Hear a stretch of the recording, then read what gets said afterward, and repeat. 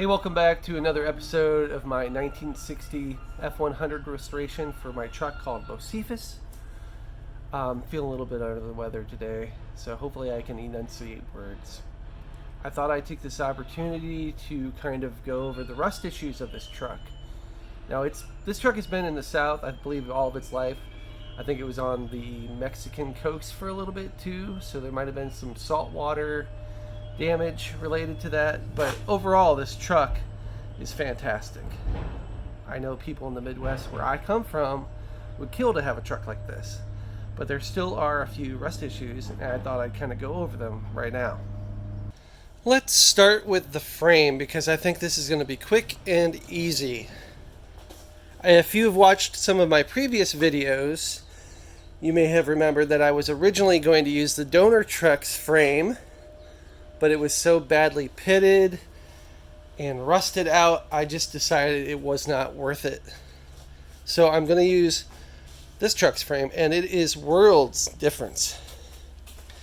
All these spots where the bed supports are located on the donor truck were basically rusted out almost an 1/8 inch down. These are perfect. There is no frame problem whatsoever. The leaf spring supports on the other truck, this was all rusted out and thin metal. So this frame is great. Absolutely no reason not to use this frame. Okay, now let's talk about the cab corners. This is probably the most problematic part on all pickup trucks. So not only do I have to do the external cab corners, I'm going to have to do the internal ones. Now this is my good side. I actually have an idea of what it looks like. The other side, basically the whole bottom is gone.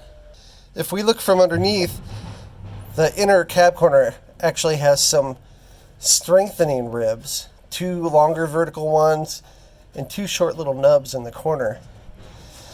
So I've never done anything like this before. I've never had to create a panel from scratch to this extent. So this is going to be completely new for me. I've got a slight idea how to do this, but I think it's still going to be fairly complicated. I'm basically going to make aluminum pieces with milled out sections for these that I can actually tap that shape into, because I want this to look stock. I don't want it to just be a flat piece of metal curved. I'll be using this side as my template because it's actually almost all there. That way for this side, I can actually make the thing because it's so much is missing. I have no idea what's going on.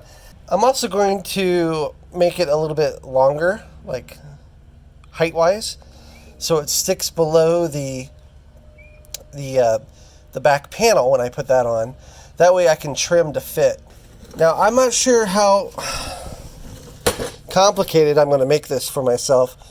The panel fits behind the floorboard panel here and it's spot welded. I might make it just so that it stops right here so I don't have to deal with more spot welds and getting things into nook and crannies. But these are going to be complicated, and this is going to be the very first thing I do. Of course, the very next thing after I do the inner cab corners will be to get this back panel put back on, nice and straight, and then do the outer cab corners. So I've got my EMS cab corners right here ready to go on. The doors that are on the truck are fairly good, but the bottoms are basically kind of toast. They've been fiberglassed over, and it seems like a lot of work. The Albuquerque truck, the parts truck, these doors are actually a little bit better.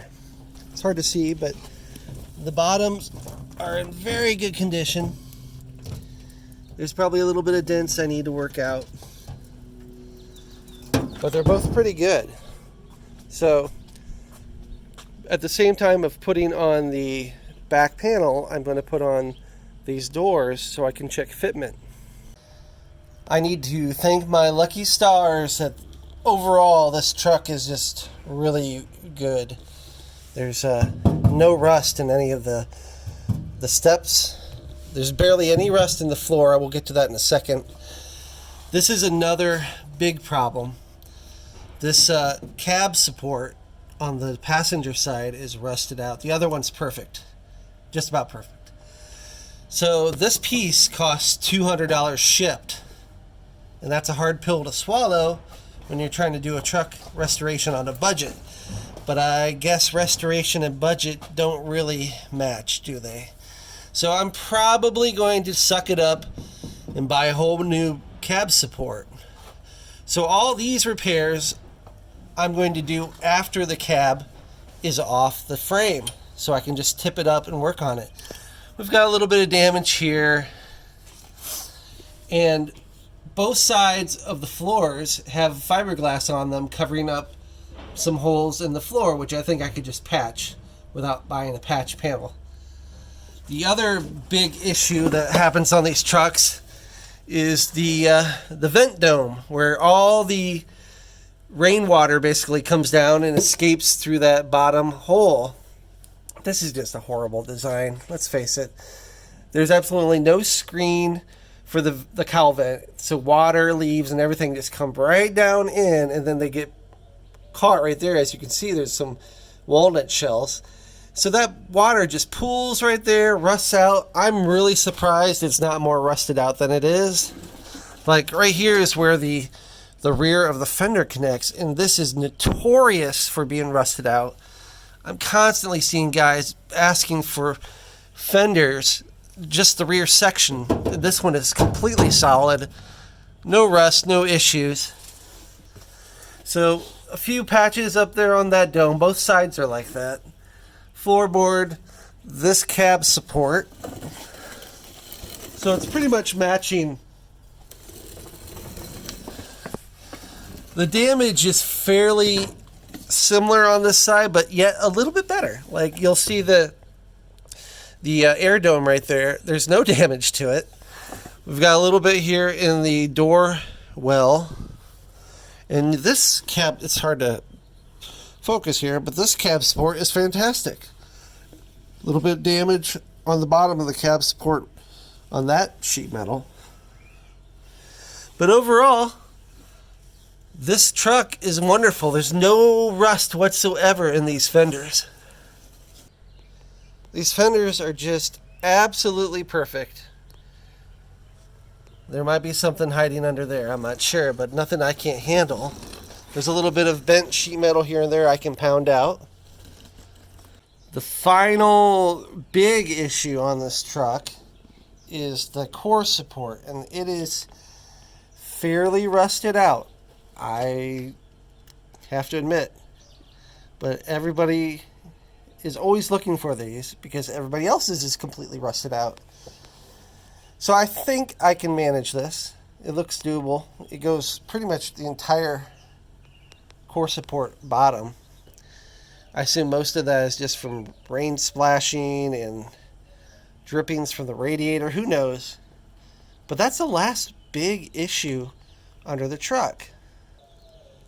So overall, this truck is just fantastic. I couldn't ask for a better base without it being perfect.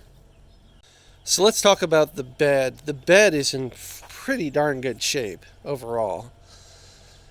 The typical spots are the rear of the bed. These go on everybody's. Mine were cut out for some reason. I think it had to do with the incorrect bumper being put on. So they make these, but they're $100 each.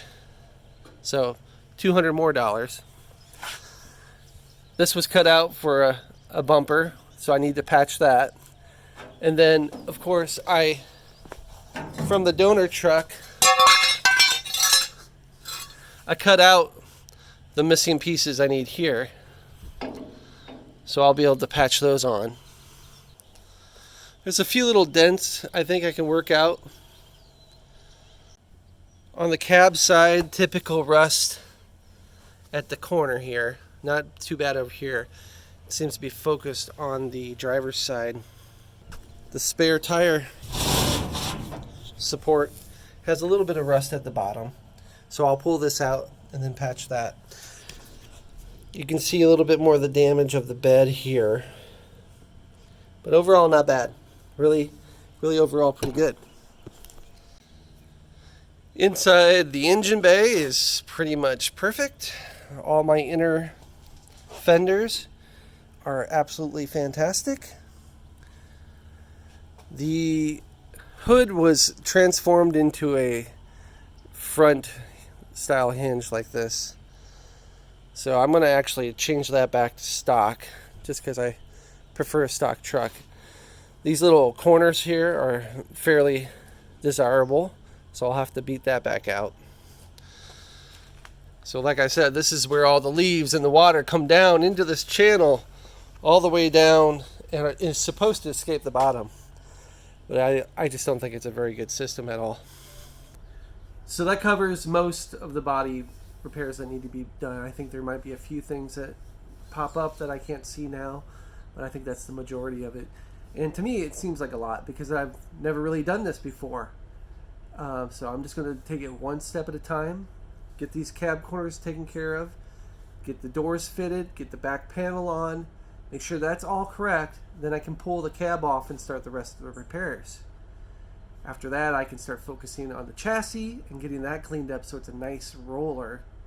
Get this, all the body work done and get it to the paint shop and spend a lot of money.